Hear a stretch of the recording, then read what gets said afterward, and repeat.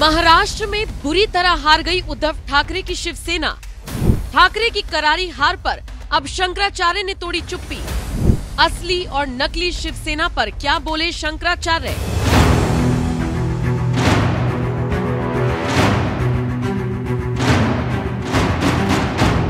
महाराष्ट्र की सत्ता हासिल करने के लिए विधानसभा चुनाव में महायुति और महाविकास आघाड़ी के बीच जंग तो चल ही रही थी, इसी के साथ एक और जंग चल रही थी, असली शिवसेना बनाम नकली शिवसेना की। लेकिन जब चुनावी नतीजे आए तो महाराष्ट्र की जनता ने बता दिया कि असली शिवसेना शिंदे की पार्टी है या फिर उद्धव ठाकरे की पार्टी।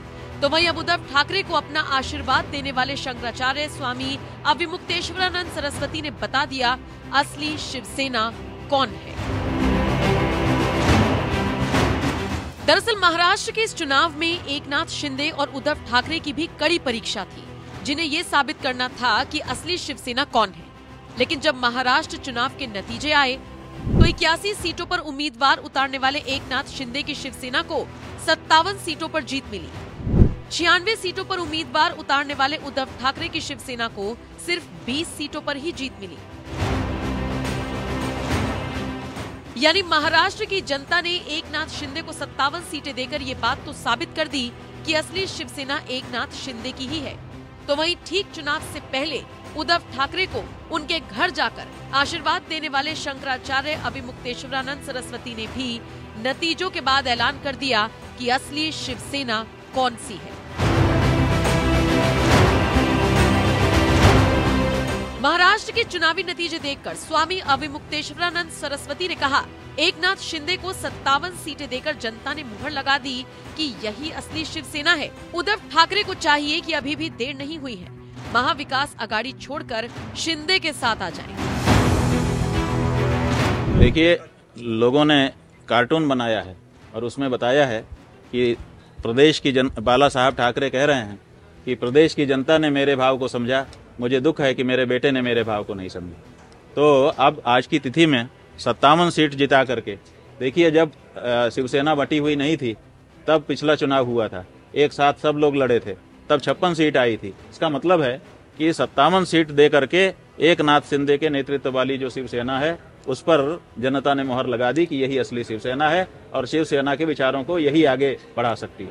उद्धव को नकली ही माना जाए ज्यादा बेहतर। उद्धव जी जो शिवसेना की जो धारा थी उस धारा से विपरीत तैरने लगे, इसलिए उनकी सांस टूटने लगी। उत्तर प्रदेश में भी 7 सीट बीजेपी ले। उनको चाहिए कि अभी विलंब नहीं हुआ है, अपने पिताजी की विचारधारा को फिर से पकड़ करके वो निकल करके आ जाएं बाहर। मतलब अब आ जाएं, माने शिंदे के साथ आ जाएं। भाई स्वाभाविक है, नेतृत्व तो शिंदे का है। इतना ही नहीं, महाराष्ट्र में करारी हार झेलने वाली महाविकास आघाड़ी पर तंज कसते हुए शंकराचार्य ने यहाँ तक कह दिया कि जो पार्टी गौ हत्यारों का समर्थन करेगी उसका हाल ऐसा ही होगा जो महाराष्ट्र में हुआ। कांग्रेस और कांग्रेस जैसी दूसरी पार्टियां जो गौ हत्यारों का समर्थन करेंगी और गौ रक्षा के बारे में कुछ नहीं बोलेंगी, उनकी दशा इस देश में अब आगे ऐसी ही होने वाली है जैसी महाराष्ट्र में हुई। तो गुरु जी, क्या साधुओं और संतों का आशीर्वाद था, आपने भी आशीर्वाद? भाई गौ माता का हम कहते हैं, हमारा आशीर्वाद उतना महत्वपूर्ण नहीं है। हमने तो गाय के पीछे खड़े होकर के अपनी बात कही थी, लेकिन इसमें किसी व्यक्ति का महत्व नहीं है, इसमें हमारी गौ माता का, उनके अंदर जो शक्ति है ना वो सबसे बड़ी शक्ति है। और गौ माता की शक्ति से भारत विश्व गुरु होगा, भारत जो है पूरे विश्व में पराक्रम दिखाएगा। लेकिन समस्या यही है कि भारत के नेता गौ माता की शक्ति को नहीं पहचान रहे।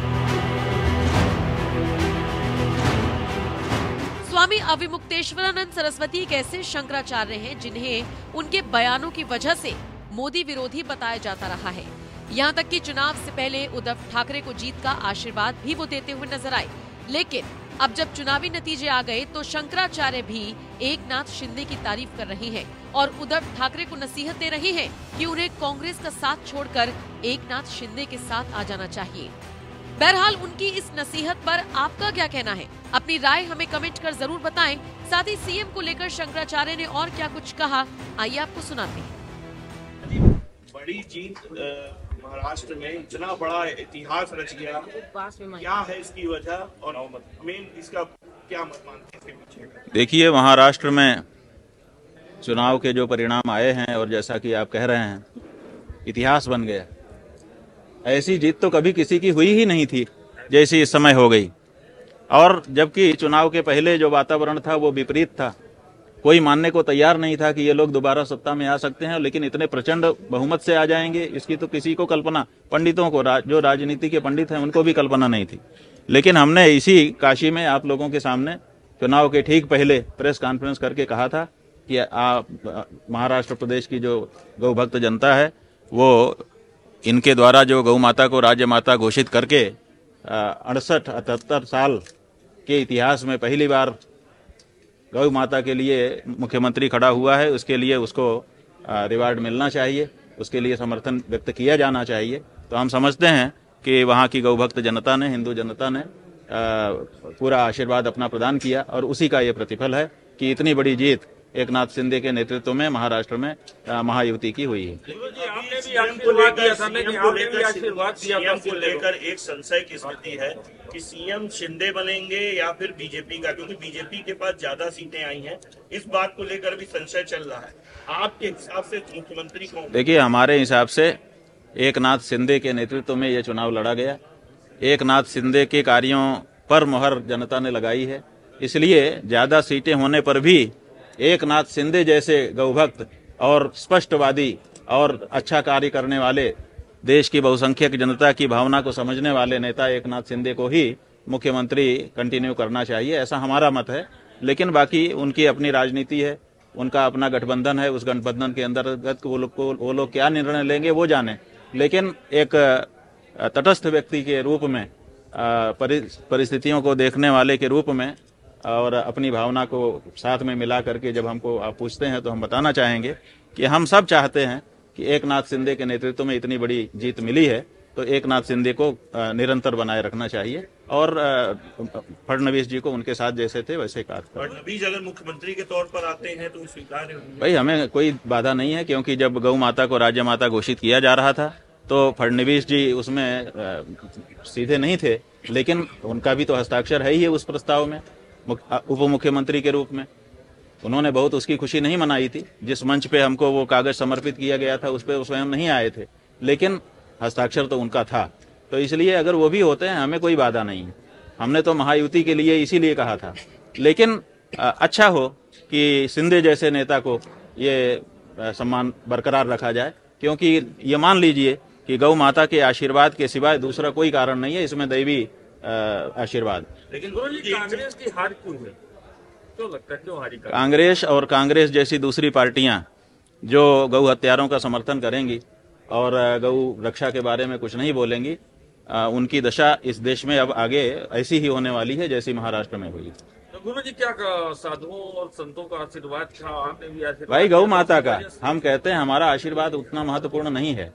हमने तो गाय के पीछे खड़े होकर के अपनी बात कही थी, लेकिन इसमें किसी व्यक्ति का महत्व नहीं है, इसमें हमारी गौ माता का, उनके अंदर जो शक्ति है ना वो सबसे बड़ी शक्ति है। और गौ माता की शक्ति से भारत विश्व गुरु होगा, भारत जो है पूरे विश्व में पराक्रम दिखाएगा। लेकिन समस्या यही है कि भारत के नेता गौ माता की शक्ति को नहीं पहचान रहे। महाराज जी, कहा जा रहा है कि बटेंगे तो कटेंगे का जादू चला है महाराष्ट्र में। हाँ, तो केवल जादू महाराष्ट्र में चलता है, झारखंड में जाके बुझ जाता है। वहाँ आंधी चल रही थी कि आपका जादू का दिया बुझ गया, चिराग क्यों बुझ गया? तो ये कोई नारा नहीं चला है। महाराष्ट्र में गौ माता का आशीर्वाद साफ दिखाई दे रहा है और बाकी जगह आपके नारे की क्या हालत है देख लीजिए। महाराज जी, शिवसेना को लेकर एक था कि हिंदुत्व की एक बड़ी छवि थी शिवसेना की बाला साहब ठाकरे के जमाने में, लेकिन शिवसेना दो भागों में बटी, असली और नकली में, जबकि उनका बेटा था और उसकी ये हश्र हुआ और उनके साथ शिंदे जो अलग हुए। देखिए, लोगों ने कार्टून बनाया है और उसमें बताया है कि प्रदेश की बाला साहब ठाकरे कह रहे हैं कि प्रदेश की जनता ने मेरे भाव को समझा, मुझे दुख है कि मेरे बेटे ने मेरे भाव को नहीं समझा। तो अब आज की तिथि में 57 सीट जिता करके, देखिए जब शिवसेना बटी हुई नहीं थी तब पिछला चुनाव हुआ था, एक साथ सब लोग लड़े थे, तब 56 सीट आई थी।